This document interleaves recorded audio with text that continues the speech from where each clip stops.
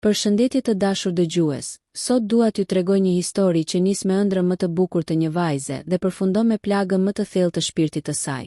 Që e vogël, ajo kishte vetëm një dëshirë. Të bëhej balerinë, të kërcente mbi skenë dhe të ndjente duartrokitje që mbushin zemrën me lumturi. Çdo mëngjes zgjohej me ëndrrën e baletit, me tutën e bardhë që i rinte si pupl dhe me shpresën se një ditë do të arrinte majat e artit. Por pas ndriçimit të skenës, pas elegancës së lëvizjeve dhe buzëqeshjeve të detyruara, fshihej një errësirë që askush nuk e shihte. Instruktori, njeriu që duhej ta udhëzonte drejt suksesit, u bë ai që i arrënoi shpirtin pak nga pak. Nën pretekstin e përmirësimit, ai shfrytëzoi pafajësinë e saj, duke e kthyer ëndrrën në një mak që se kishte imagjinuar kurrë. Kështu, ëndra për të bërë balerinë u realizua. Por me çfarë çmimi? Një çmim që as skenat më të mëdha nuk mund ta kompensojnë, një dhimbje që as duartrokitjet nuk mund ta mbulojnë. Përshëndetje të dashur dëgjues, unë jam Arlinda dhe kjo është historia ime. Një histori që dikur kishte aromë baleti, ëndra dhe dritë skene, por që më pas u kthye në heshtje, në frikë, në një plagë që ende nuk di nëse do të shërohet ndonjëherë. Që kur isha e vogël, nuk më pëlqente as të luaja me kukulla, as të rija para televizori. E vetmja gjë që më mbante gjallë ishte muzika. Kur dëgjoja tingujt e violinës apo pianos, trupi im lëvizte vetë, si të kishte shpirt më vete. Mami gjithmonë më thoshte: "Ti s'do të ecësh, ti do të fluturosh një ditë mbi skenë." Dhe unë e besoja. Në lagjen tonë të vogël në Tiranë, të gjithë më njihnin si vajza që vallëzon në shi. Nuk më interesonte kush më shihte, kush qeshte, kush më duartrokiste. E ndjeja lirinë vetëm kur kërceja. Kur mbusha 12 vjeç, mamaja vendosi të më regjistronte në shkollën e baletit. Ishte dita më e bukur e jetës sime. E kujtoj ende aromën e korridoreve, zhurmën e këpucëve që përplaseshin mbi parket, zërat e vajzave që përgëzonin njëra tjetrën para pasqyrave. Ishte si të hyje në një botë tjetër. Por ajo botë që në fillim duke e përrallshme, shumë shpejt do të më tregonte fytyrën e saj të errët. Në vitin e dytë, në shkollë erdhi një instruktor i ri, i quajtur Adrian. Të gjithë flisnin për të me admirim. Kishte qenë balerin në Itali, kishte fituar çmime, kishte reputacion. Ishte vetëm 35 vjeç dhe duke i hishëm, karizmatik, i rrept, por i drejtë. Kur hyri për herë të parë në klasë, të gjitha vajzat u ngritën në këmbë. Dhe ai na vështroi me një buzëqeshje të lehtë, si dikush që disaktësisht fuqinë që ka. Kërcimi është arti i trupit, por lind nga shpirti, tha ai, unë e besova. Ai foli me aq pasion, sa mendova se më në fund kisha gjetur dikë që do ta kuptonte dashurinë time për baletin. Në fillim gjithçka dukej perfekte. Ai më përzgjodhi në mesin e shumë vajzave për një pjesë solistike në koncertin e fundvitit. Më quajti talenti rrallë dhe më tha se duhej të punonim privatisht për të përmirësuar disa lëvizje. Ishte nder për mua, mami ishte krenare. Ajo nuk kishte para të më blinte fustane të shtrenjta, por çdo gjë që kishte ja kushtonte ëndrrës sime. Mos u dorëzo, më thoshte çdo natë. Ky është shansi yt, por ajo se dinte se çfarë do të ndodhte më vonë. Seancat private me Adrianin filluan një herë në javë. Pastaj u bën çdo ditë. Në fillim ai më drejtonte me duart e tij, më korrigjonte qëndrimin, më mësonte detajet e imta. Ishte kërkues, por i sjellshëm. Deri në momentin kur duart e tij nuk ishin më thjesht një mësuesi. Në fillim mendova se ishte rastësi, një prekje që s'duhej të ndodhte. Por ajo u përsërit. Herën tjetër zëri i tij u bë më i butë, më i frikshëm. Mos u shqetëso, është pjesë e procesit artistik, më tha. Dhe unë heshta. Ishte instruktori im. Unë kisha vetëm 14 vjeç, ditët kalonin dhe çdo herë që vija në sallë, ndihesha si një zog në kafaz. Nuk e doja më as pasqyrën, as muzikën. Shikimi i tij më ndiqte kudo. Kishte filluar të më telefononte, të më shkruante mesazhe, të më thoshte që talenti im do të shuhej nëse nuk e dëgjoja. Më mbushi me frikë. Ai kontrollonte gjithçka, orët e mia, shoqërinë, edhe mënyrën si vishesha. Kur përpiqesha t'i tregoja mamit, më mungonin fjalët. Si mund të flisja për diçka që as vet nuk e kuptoja. Vetëm qaja natën, pa zhurmë që ajo të mos më dëgjonte. Më thoshte gjithmonë, ëndra kërkon sakrifica. Dhe unë fillova të besoj se kjo ishte sakrifica ime. Një natë, pas një prove të gjatë, ai më ndaloi në sallë. Muzika kishte pushuar, dritat ishin fikur. Vetëm një reflektor ndriçonte këmbët e mia, ti e krijuar për këtë art, më tha. Por duhet të më besosh plotësisht. Unë tundja kokën. Ai më afroi dhe më kapi fort nga krahu. Zemra më rrihte aq fort sa më dukej se do të shpërthente. Nuk e di sa zgjati ajo natë. E di vetëm që pas saj nuk isha më njëjta vajzë. Të nesërmen nuk doja të shkoja në shkollë, por mami më zgjoi me dashuri, më dha një kafe qumshti dhe më tha: "Mos haro, je vajza ime e fortë." E putha në faqe dhe dola. E ndjeja peshën e fajit mbi shpinë, sikur isha unë që kisha bërë diçka të gabuar. Ditët e mëvonshme ishin një luftë e heshtur. Ai sillej sikur asgjë s'kishte ndodhur. Madje më përmente në klasë si shembull për të tjerët. Më duar trokisnin, por unë ndihesha bosh. Më vinte për të bërtitur, për të thënë të vërtetën, por zëri më mbytej në fyt. Një ditë, një nga vajzat e klasës më pyeti: "Pse e kaq e heshtur këto kohë?" E pash në sy dhe i thash vetëm: "Sepse ndonjëherë edhe ëndra të marrin frymën." Mbrëmjeve, rija vetëm në dhomë dhe shihja videot e balerinave që vallëzonin në skena të mëdha. Nuk ndjeja më asnjë emocion. Ishte si të shihja një ëndër që i përkiste dikujt tjetër. Një ditë, gjatë një provimi, trupi im thjesht nuk më dëgjoi më. U rrëzova në mes të skenës. Mjekët thanë se ishte lodhje, por unë e dija. Ishte frika, dhimbja dhe heshtja që më kishin ngrirë nga brenda. Pas atij incidenti, mami vendosi të më çonte te një psikologe. Aty, për herë të parë, fola. Jo për gjithçka, por për aq sa munda. Qava, u dridha dhe ndjeva sikur po çlirohesha. Ishte si të nxirje helmi nga një plagë e vjetër. Instruktori u përpoq të më gjente përsëri. Më dërgoi letra, më priti jashtë shkollës, më foli me kërcënime e premtime. Por këtë herë nuk isha më ajo vajza e trembur. Kisha vendosur të mos heshtja më, në moshën 17 vjeçare, lash baletin për disa vite.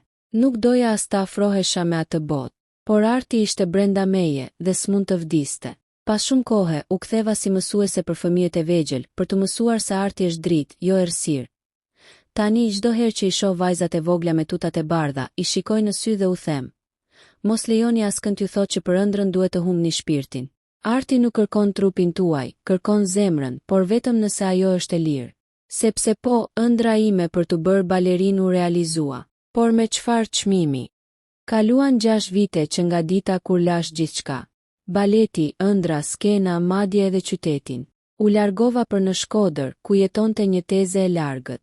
U regjistrova në një shkollë të zakonshme, dhe për muaj të tërë as nuk guxoja të dëgjoja muzikë klasike. Tingujt e pianos më sillnin ankth. Trupi im që dikur ishte bërë për të vallëzuar, tani dridhej vetëm nga frika. Psikologjia më tha një herë: "Ti nuk je më viktim, Arlinda. Je e mbijetuar." Fjalë të bukura, por çdo natë zgjohesha me të njëjtin makt duart e tij. Zëri i tij që më thoshte më beso. Në moshën 20 vjeçare fillova të jap mësime për fëmijët e vegjël në një qendër kulturore.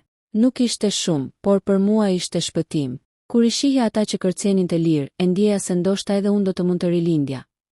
Një ditë një vajzë e vogël e lira më tha: "Mësuese, pse nuk kërcen edhe ti si ne?" Unë ngriva e pash në sy dhe i buzëqesha. Sepse ndonjëherë për të kërkuar lirin, duhet ta gjesh zemrën që ke humbur. Në një mëngjes shkurti, ndërsa po shkoja në qendër, pash një afishe të madhe në një rrugë të Tiranës, në të shkruhej: "Kompania e baletit modern Adrian Dance prezanton spektaklin Shpirti që ngrihet." Gjaku mu ngrir, emri i tij, ai ishte kthyer. Jo vetëm kaq, por kishte ndërtuar një karrierë të madhe. Kishte nxënëse, shfaqje, intervista, nderime. Dhe askush s'dinte asgjë. Askush se dinte çfarë kishte bërë pas dyerve të mbyllura të sallës son. Atë mbrëmje nuk fjeta. Zëri i brendshëm më pëshpëriste. Nëse heshti, ai do të vazhdoj. Por një pjesë tjetër më thoshte: "Mos u kthe. Mos e hap më atë plag." Të nesërmen hapa dosjen time të vjetër me certifikatat e baletit, fotot e skenës dhe mes tyre një letër e vjetër që ai më kishte lënë dikur: "Ti je krijesa ime artistike." E grisja letrën në copa të vogla dhe për herë të parë ndjeva çlirim. Vendosa të kthehem në Tiranë. Jo për hakmarrje, por për të treguar të vërtetën. Në javët që pasuan nisa të kërkoja vajza të tjera që kishin qenë nxënëse të tij. Ishte e vështirë. Shumë kishin frikë, të tjera ishin larguar jashtë vendit. Derisa njëra pranoi të më takonte. Ajo quhej Diana, e takova në një kafene pranë liçenit artificial. Ishte e heshtur, por syt i dridheshin sapo përmenda emrin e tij. "Edhe mua më ndodhi, Arlinda," tha, "por kur nuk e thash." Ajo qau gjatë, dhe unë kuptova se nuk isha vetëm. Ishim shumë. Thjesht të heshtura, vendosëm të flasim. Të dyja bashk. Fillimisht me një gazetare që kishte trajtuar raste të abuzimeve në shkolla arti. Kur ajo dëgjoi historitë tona, u shokua. Nuk është hera e parë që dëgjoj për të, tha ajo me një ton serioz. Por gjithmonë ka qenë e vështirë të provohet. A jeni gati ta përballoni publikisht? Ajo pyetje më përndoqi gjithë natën, në fund, po nuk mund të jetoja më me frikë. Kur artikulli doli, jehona ishte e madhe. Titulli ishte: Pas skenës së bukurisë, errësira e abuzimit në shkollën e baletit. Në tekst nuk përmendej emri im, por ai i tij po brenda pak orësh rrjetet shpërthyen. Kishte njerëz që na mbështetën, por edhe shumë që na akuzuan. Po kërkoni vëmendje, e pse tani pas kaq vitesh? Ai është një artist i madh, se besojmë. U thye diçka brenda meje, por nuk u dorëzova, gazetarja na ftoi në një emision televiziv. Aty, për herë të parë, vendosa të flas me zë të plot. Skena ishte e madhe, ndriçimi më verboi për një qas. Zemra më rrihte si dikur, para një shfaqjeje. Por këtë herë nuk do të kërceja. Do të flisja, kur moderatorja më pyeti: "Çfarë ndjeni sot pas gjithë kësaj?" I thash me zë që më dridhej: "Kam frikë, por edhe forcë. Sepse tani nuk jam më ajo vajza që heshti. Jam gruaja që kujton vajzën që u friksua dhe i thot: Nuk ishte faji yt." Në studio ra heshtje. Të gjithë shikonin ekranin ku shfaqem pamje nga shfaqjet e vjetra. Muzika, dritat, lëvizjet, gjithçka që dikur më kishte marrë frymën. Tani më dukej si një kujtim i largët. Pas emisionit mora me dhjetra mesazhe nga gra, vajza, madje edhe nga nëna që më falenderoni. Shumë prej tyre kishin përjetuar të njëjtën dhimbje, por nuk kishin guxuar të flisnin.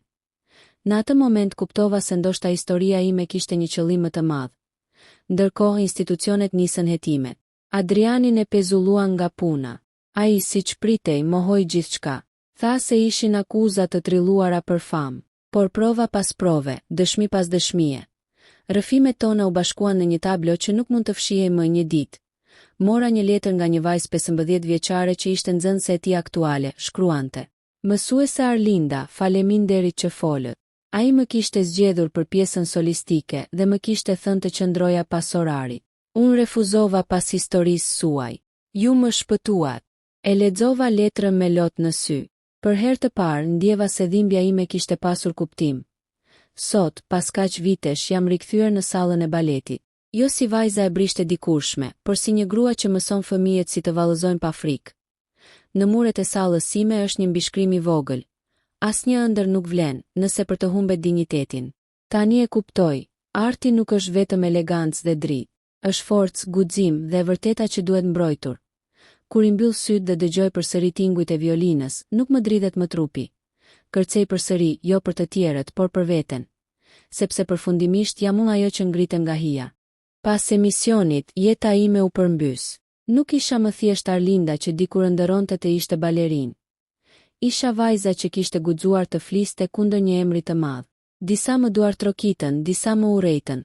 Rrugës më ndalonin njerëz që më përqafonin.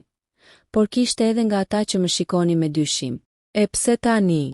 Më thoshin, por brenda meje ndjeja qetësi, sepse për herë të parë nuk po fshihesha më, hetimet zyrtare kishin nisur. Policët më morën në pyetje për orë të tëra, më pyetën për çdo detaj. Ishte raskapitëse, por unë doja të tregoja gjithçka. Çdo kujtim, çdo fjalë, çdo moment. Nuk doja të lihej asnjë vend për dyshim. Kur dola nga komisariati, një nga hetueset më tha me butësi: "Do të jetë gjatë, Arlinda, por ti ke bërë hapin më të vështirë. Mos u dorëzo." Ndërkohë, Adrianin e kishin pezulluar. Ai kishte nisur të shfaqej në media me intervista të planifikuara, duke mohuar çdo gjë. "Kjo është një fushat për të më shkatëruar", thoshte me arrogancë. Kur e dëgjova për herë të parë, mu duk sikur isha përsëri ajo vajza 14 vjeçare që dridhej në sallë. Por këtë herë zemra më rrihte ndryshe, nga zemërimi, jo nga frika. Në rrjete njerëzit ndaheshin në dy kampe. Ata që më besonin dhe ata që e mbronin. Ishte e dhimbshme, por njëkohësisht e domosdoshme. Sepse për herë të parë dikush po fliste për abuzimin në shkollat e artit. Për pushtetin e heshtur që kishin instruktorët mbi nxënëset. Dita e gjyqit erdhi pas gati një viti hetimesh. Salla ishte e mbushur. Gazetar, ish nxënëse, kolegë të tij, madje edhe disa nga mësuesit e mi të dikurshëm. Kur hyra sytë e mi u takuam me të, i njëjti njeri. I njëjti shikim që dikur më kishte ngrirë shpirtin, por tani nuk kishte më fuqi. Ai u përpoq të buzëqeshte, sikur donte të më tregonte se ende kishte kontroll, por brenda meje diçka tjetër po ndodhte. ndjeja një qetësi të thellë, si para një vallëzimi që ke përsëritur mirë herë dhe e di përmendesh çdo hap.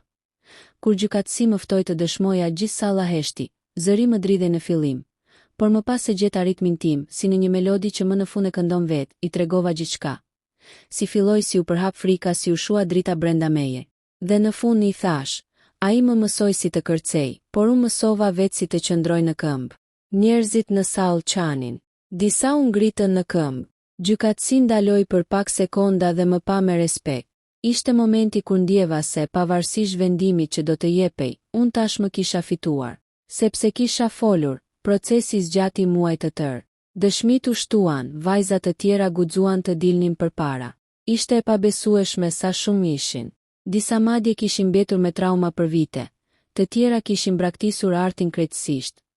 Kur i dëgjoja më vinte për të qeshur dhe për të qarë njëkohësisht, sepse dhimbja jone përbashkët na kishte lidhur, por edhe na kishte çliruar. Pas shumë muajsh vendimi doli. Ai u shpall fajtor për abuzim dhe shfrytëzim të pozitës, 3 vjet burgim. Shumë pak për atë që na kishte bërë, por mjaftueshëm që e vërteta të dilte në dritë. Në momentin që gjykatësi lexoi vendimin, nuk bëra asnjë gjest triumfi. Vetëm mora frym thellë. Ishte si të nxirja nga kraharori gjithë peshën që kisha mbajtur për vite. Kur dola jashtë sallës, drita e diellit më verboi. E përkula kokën dhe pash duart e mia, nuk dridheshim më. Pas disa muajsh mora një ftesë të veçantë. Teatri Kombëtar i Baletit më ftoi të bëja koreografin për një pjesë të re që quhej Rikthimi, në fillim ngurova. Kisha frikë të shkoja përsëri në skenë, por diçka më shtyu. Ndoshta ajo vajza 14 vjeçare brenda meje që ende donte të kërcej. Kur u ngjita përsëri në sallë, çdo aromë, çdo dritë më solli kujtime. Por këtë herë isha unë që i kontrolloja. Ishte imja ajo skenë. Krijova një koreografi që fliste pa fjalë. Për vajzat që u rrëzuan, por u ngritën sërish. Për trupa që u prekën, por shpirtra që s'u thyen kurrë. Në natën e premierës, dritat u shuan dhe një violinë vetme filloi të luante. Në mes të skenës, një balerinë e re vallëzonte me sy të mbyllur, ndërsa zëri im dëgjohej në sfond. Nuk jam më vajza që u thye. Jam gruaja që vallëzon mbi plagët e saj. Kur u fik drita, publiku u ngrit në këmbë. Disa qanin, disa duar trokisnin me gjithë shpirt. Në rreshtin e parë pash maman. Kishte lot në sy, por buzëqeshte. Pas gjithë atyre viteve, ajo më përqafoi dhe më tha: "Kjo është vallëzimi yt më i bukur, bija ime." Tani, çdo herë që flas me vajzat e reja që vinë në shkollën time, u them: "Nëse dikush ju bën të ndiheni të vogla, kujtoni këtë histori. Arti nuk lind nga frika, por nga dashuria. E di që plagët s'do të zhduken kurrë plotësisht, por ato nuk më përcaktojnë më, sepse unë jam Arlinda, dhe edhe pse më morën ëndrrën për pak kohë, s'mundën kurrë të më marrin shpirtin." Netët ishin bërë të gjata dhe të zymta. Ajo nuk flinte më si dikur, nuk kishte më ëndra. Çdo herë që mbyllte syt, shfaqej ai instruktori. Zëri i tij, duart e tij, fryma e tij që i mbërthente shpirtin si një zinxhir i padukshëm. Ajo i dridhej çdo herë që kujtonte sallën e baletit, pasqyrat e mëdha, drita që ndriçonin trupin e saj ndërsa përpiqej të mos thyhej plotësisht brenda vetes. Nëna e vështronte me ankth. "Çfarë ke bi?" i thoshte shpesh. "Je bërë ftohtë, s'të shoh më të buzëqeshësh." Ajo gënjente. Thoshte se ishte lodhur nga provat, se po i digjnin muskujt nga stërvitjet e gjata. Por e vërteta digjte shumë më tepër. Nuk ishte lodhje fizike, ishte shtërim i shpirtit. Ishte ajo ndjesje e tmerrshme ndotjes që se lan dot as me lot. Një pasdite, ndërsa po përgatiste çantën për kurs, ndaloi para pasqyrës.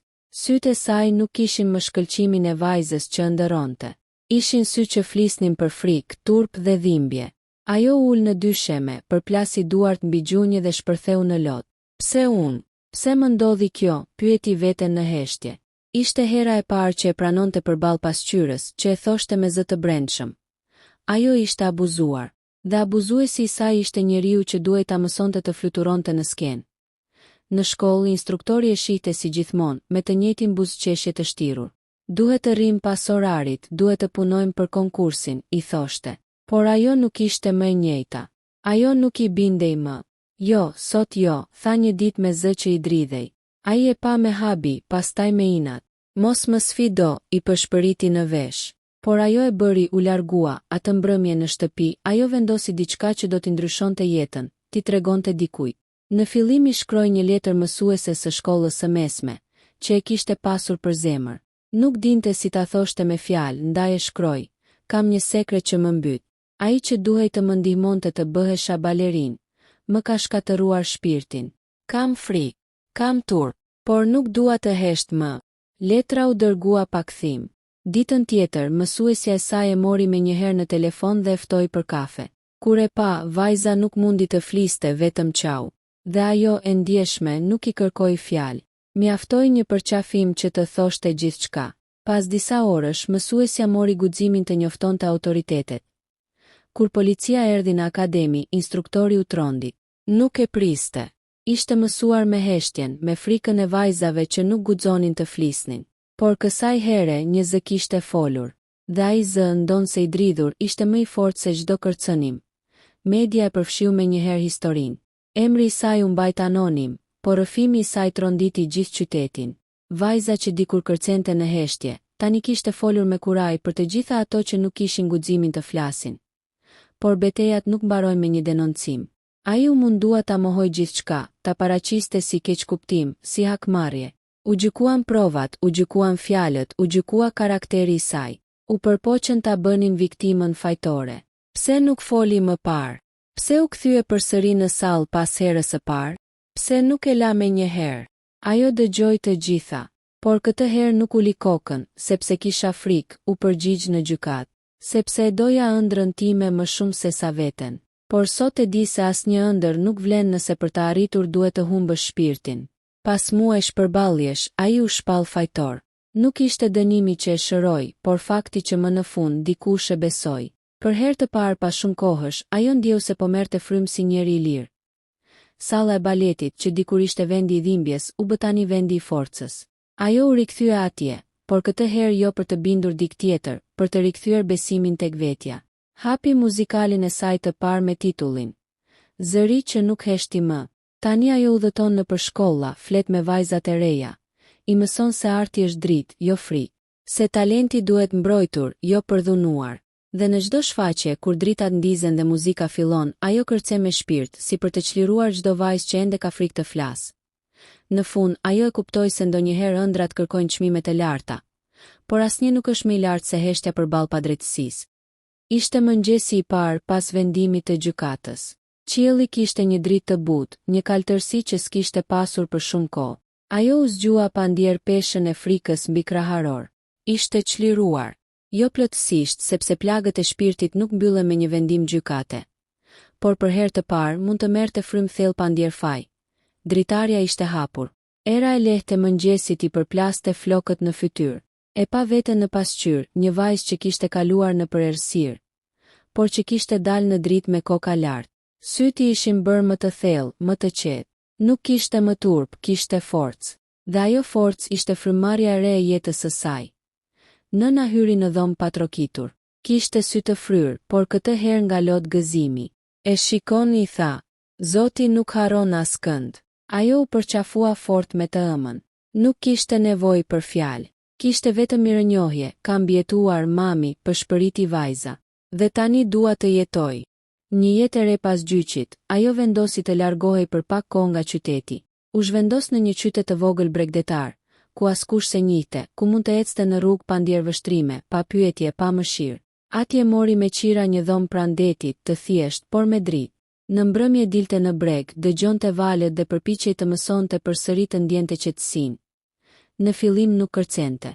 Kishte frikë edhe nga muzika, por një mbrëmje një grup fëmijësh të vegjël po kërcenin në shesh, dhe një vajzë e vogël e ftoi. Hajde mësuese, kërcen me ne? Fjala mësuese i goditi shpirtin, u përkul, mori dorën e vajzës dhe hapi një hap të vogël në ritëm. Zemra i rrihte fort. Ishte hera e parë që kërcente pa frikë, pa pasur dikë që e kontrollonte. Ishte vetë ajo, muzika dhe liria, të nesërmen, zonja e qytetit që drejtonte qendrën kulturore i propozoi diçka. Do të na mësosh balet? Fëmijët të duan shumë. Në fillim hezitoi. Unë s'jam gati, por zonja i buzëqeshi. Ti je më gati se kushdo, sepse ti di çfarë është dhimbja. Dhe vetëm ai që ka njohur dhimbjen mund të mësoj artin me shpirt. Kështu nisi gjithçka përsëri. Një klasë e vogël, disa pasqyra të thjeshta, një pianino e vjetër dhe një grup fëmijësh që e shikonin me admirim. Në çdo orë ajo përpiqej të mësonte jo vetëm kërcimin, por edhe dinjitetin. Arti është dritë, u thoshte, por mos lejoni askënd jua e rësoj dritën. Një takim që ndryshon gjithçka një pasdite, gjatë një aktiviteti kulturor. Ajo u njoh me një fotograf, Arbenin. Ai po dokumentonte historitë e grave që kishin kaluar trauma, për një ekspozitë që titullohej Zëri i heshtur. Kur dëgjoi historinë e saj, u prek thellë. Nuk e pyeti kurrë për detajet e tmerrit. I mjaftonte ta shihte si është tani. Ti nuk je viktim, i tha. Ti je dëshmi e gjallë që drita nuk shuhet kurrë. Në fillim ajo u ruaj. Kishte frikë t'i afronte dikë në jetën e saj. Por ai ishte ndryshe, i duruar, i qetë, i butë. Nuk kërkonte të dinte më shumë. Vetëm të ishte aty kur ajo donte të fliste. I sillte kafe në mëngjes, e shoqëronte në klasë. Por asnjëherë nuk i prekte kufijtë e saj. Dhe ngadalë pa e kuptuar, ajo nisi ta besonte. Një mbrëmje në perëndim ai i tha, kur kërcen dukesh sikur i flet Zotit.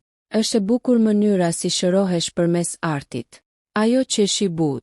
Ndoshta sepse Zoti s'më dëgjoi atëherë, por tani më sheh. Ai e kapi lehtë për dorë dhe tha, ndoshta Zoti foli përmes teje, sepse ti u bëre zëri i shumë vajzave që nuk guxuan dot të flasin. Forca për të tjerat vitet kaluan. Ajo u bë njohur për iniciativën e saj, një fondacion për mbështetjen e vajzave që kishin përjetuar abuzim në institucionet e artit dhe sportit. Mos ki turp nga ajo që ke kaluar, u thoshte në çdo takim. Turp duhet të kenë ata që përdhunuan ëndrat. Në çdo seminar, në çdo shfaqje, ajo e përsëriste një fjali që ishte bërë moto e saj. Kam humbur pafajësinë, por kam fituar forcën. Kam humbur një ëndër, por kam krijuar një mision. Media shpesh e intervistonte. Ajo fliste pa mëri, me qetësi, me mençuri. Kishte mësuar se urrejtja nuk shëron, vetëm drita e së vërtetës. Në çdo vajzë që e shihte duke u dridhur para një pasqyre, ajo shihte veten e dikurshme. Dhe çdo herë që i mbante duar dhe i thoshte nuk je vetëm, ajo ndjente se plagët e saj shëroheshin edhe pak më shumë. Dashuria që shëron Arbeni nuk u largua kurrë. Në një ditë të zakonshme, në sallën ku ajo po përgatiste nxënëset për një shfaqje, ai solli një kuti të vogël. Brenda ishte një unaze thjesht me një gur të kaltër si qielli i asaj dite të parë lirie. Do ta mbash, i tha, jo si premtim që s'do të lëndohesh më, por si kujtim që ke lindur përsëri. Ajo e pranoi. Nuk kishte më frikë nga dashuria, sepse e kuptoi që dashuria nuk është kontroll, as posedim, është hapësirë për frymëmarrje. Dhe për herë të parë, ajo e ndjeu veten plotësisht të lirë. Në dasmën e tyre të vogël nuk kishte luks, as shumë njerëz. Kishte muzikë të lehtë, lule të bardha dhe një moment që ajo do ta mbante mend për jetë. Kur Arbeni i përshpëriti në vesh, ti nuk je historia jote e dhimbjes. Ti je historia e forcës. Kthimi në skenë pas viteve, ajo u ftua të rikthehej në skenë, jo si balerin profesioniste, por si artiste që do të hapte një shfaqje dedikuar grave që kishin mbijetuar dhunën. Kur dritat u ndezën dhe muzika nisi, publiku u ngrit në këmbë. Ajo qëndroi në mes të skenës me fustan të bardhë, si simbol i shpirtit të pastër që nuk u ndot kurrë plotësisht. Çdo lëvizje ishte si rrëfim nga dhimbja tek rrëzimi, tek ngjitja ngadalë drejt dritës. Në fund ajo u ndal, ngriti syt lart dhe qeshi në sallë, njerëzit qanin në heshtje. Ishte arti që fliste përmes shpirtit të plagosur, që kishte gjetur sërish ritmin e vet në fund. Ajo u përkul dhe tha vetëm një fjali. Unë jam dëshmi që edhe nga errësira mund të lindë drita. Epilogu, një ëndër e përmbushur sot, vite më vonë. Ajo drejton një shkollë baleti me emrin Liria. Në hyrje të saj është gdhendur një citat i saj personal. Kërcimi është si jeta, ndonjëherë bie, por gjithmonë ngrihesh përsëri. Nxënëset e saj nuk mësojnë vetëm balet, mësojnë besimin, respektin, dinjitetin. Ajo i mëson të thonë jo kur ndihen të pasigurta, të flasin kur ndihen të padrejta. Sepse ajo e di çfarë do të thotë të heshtësh dhe nuk do që askush tjetër të kalojë nëpër të njëjtën rrugë. Në mbrëmjet e qeta, kur dielli perëndon, ajo hap dritaren, dëgjon valët dhe qesh me veten. Nuk është më ajo vajza që dikur kërkonte duartrokitje për t'u ndier e vlefshme. Tani e di që vlera e saj nuk matet me skena, por me forcën për të mbijetuar. Ajo e arriti ëndrrën e saj, u bë balerin, por më shumë se kaq, u bë simbol i forcës femërore. Dhe çdo herë që kërcen, ajo e di se nuk kërcen më vetëm për veten, por për të gjitha vajzat që ende kanë frikë të flasin.